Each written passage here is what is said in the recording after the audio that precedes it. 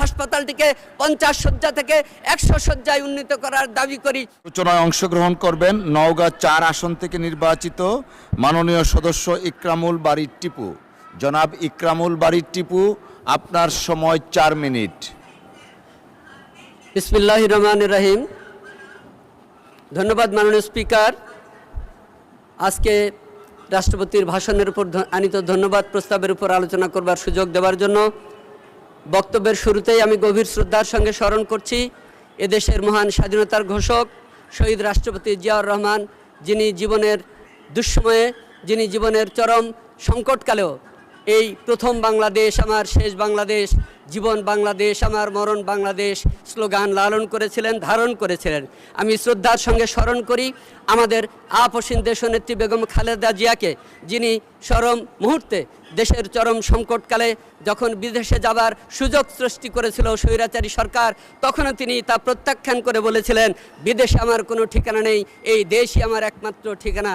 আজকে শ্রদ্ধার সঙ্গে স্মরণ করি আমাদের নেতা জনাব তারেক রহমানকে, যিনি জীবনের সমস্ত কিছুকে পেছনে ফেলে দিয়ে সবার আগে বাংলাদেশ এই ধারণা, এই ভাবনা লালন করে এই বাংলাদেশকে এগিয়ে নিয়ে যাবার চেষ্টা করছেন। মাননীয় স্পিকার, শহীদ রাষ্ট্রপতি জিয়াউর রহমানের সেই আদর্শ, দেশ নেত্রী বেগম খালেদা জিয়ার সেই দিক নির্দেশনা দেখানো পথ এবং প্রধানমন্ত্রী জনাব তারেক রহমানের সবার আগে বাংলাদেশ এই ভাবনাকে ধারণ করে আজকে বাংলাদেশ যখন একটা নতুন উচ্চতায় আসীন হয়েছে, ঠিক সেই সময়ে মহামান্য রাষ্ট্রপতি তার ভাষণ শুরু করেছিলেন বিসমিল্লাহির রহমানির রহিম বলে এবং শেষ করেছেন এই বাংলাদেশ জিন্দাবাদ বলে, যা তিনি অতীতে কখনো বলেন নাই। বরং আমরা মনে করি 5ই আগস্টের পট পরিবর্তনের পরে তার মধ্যে বিবেকের তাড়নায় ক্ষতবিক্ষত হয়ে নিজেকে শুধরে নিয়ে তিনি এই বিসমিল্লাহ বলে ভাষণ শুরু করে জিন্দাবাদ দিয়ে শেষ করেছেন। তাই আজকে তাকে আমরা ধন্যবাদ দিতেই পারি। মাননীয়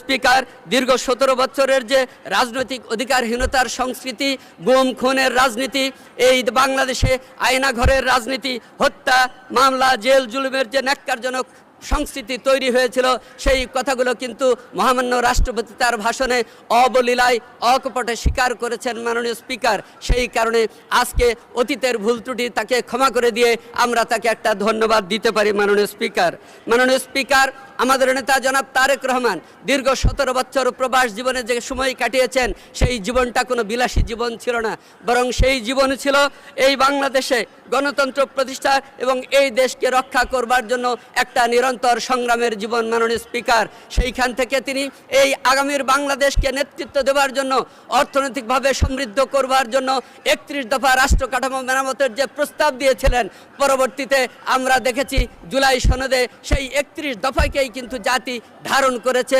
লালন করেছে এবং তাই বিএনপি বিশ্বাস করে এই 31 দফার প্রতিটি অক্ষর আমরা আগামীতে ইনশাল্লাহ বাস্তবায়ন করব। যারা এখনো বিভ্রান্ত হচ্ছেন জুলাই সনদ বাস্তবায়িত হবে কি হবে না, তাদেরকে আমি অনুরোধ করতে চাই, একটু অপেক্ষা করুন। তারেক রহমান জাতিকে কথা দিয়েছেন জুলাই সনদ বাস্তবায়নের, ইনশাল্লাহ আপনারা তাই দেখতে পাবেন। আজকে এই সংসদে দাঁড়িয়ে বলতে চাই, তারেক রহমান 17 বছর পরে বিদেশ থেকে ফিরে এসে ঢাকার রাজপথে যেদিন প্রথম কথা বলেছেন, সেদিন তিনি বলেছেন এই বাংলাদেশ সেবার যদি আমরা দায়িত্ব পাই, তাহলে আমরা মহানবী হজরত মুহাম্মদ সাল্লাল্লাহু আলাইহি ওয়াসাল্লামের জীবন আদর্শ অনুসরণ করে ন্যায়ভিত্তিক সমাজ প্রতিষ্ঠা করার জন্য কাজ করব। আজকে আমরা কি দেখি, তারেক রহমান সাহেব সমস্ত মসজিদের ইমাম, মুয়াজ্জিন, খতিব যারা তাদের সম্মানী ভাতার ব্যবস্থা করেছেন, মন্দিরের পুরোহিতদের সম্মানী ভাতার ব্যবস্থা করছেন, হজ ফ্লাইটের যে খরচ, সেই খরচ কমিয়ে দেওয়ার জন্য তিনি পরিকল্পনা গ্রহণ করেছেন। জাকাত ব্যবস্থা একটা সিস্টেমের মধ্যে নিয়ে এসে এদেশের অর্থনীতিকে জাকাতের মধ্যে নিয়ে এসে কিভাবে আরো সমৃদ্ধ করা যায় সেই চেষ্টা করছেন। এই সমস্ত আচ্ছা, 1 মিনিট সময় দেওয়া হলো, ধন্যবাদ। এই সমস্ত কর্মকাণ্ড দেখে যারা অতীতে ধর্মীয় রাজনীতি করেছে সস্তায়, তারা আজকে বিভ্রান্ত হচ্ছে। তাই তারা মনে করছে হতাশার ভেসে যে আর ধর্মীয় রাজনীতির সুযোগ নেই। বিএনপি তো সমস্ত কিছু রাজনীতির কেন্দ্রবিন্দু হিসেবে গড়ে তোলার চেষ্টা করছে। মাননীয় স্পিকার, তাই আমি মনে করি আগামী দিনে সবাই ঐক্যবদ্ধভাবে কাজ করতে হবে।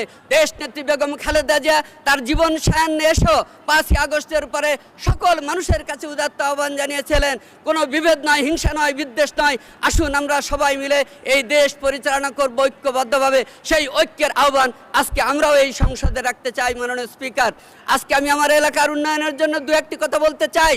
আমি আমার জীবনের প্রথম বক্তব্যে এই সংসদে বলেছিলাম, আমার নির্বাচনী এলাকায় একটা শিশু হাসপাতাল দাবি করেছিলাম। আজকেও সেই দাবি করি। একই সঙ্গে আমার হাসপাতালটিকে 50 শয্যা থেকে 100 শয্যায় উন্নীত করার দাবি করি। আমি একটি গবাদি পশুর চিকিৎসার জন্য পরীক্ষাগার স্থাপনের দাবি করেছি। ধন্যবাদ মাননীয় সদস্য। আলোচনায় অংশগ্রহণ করবে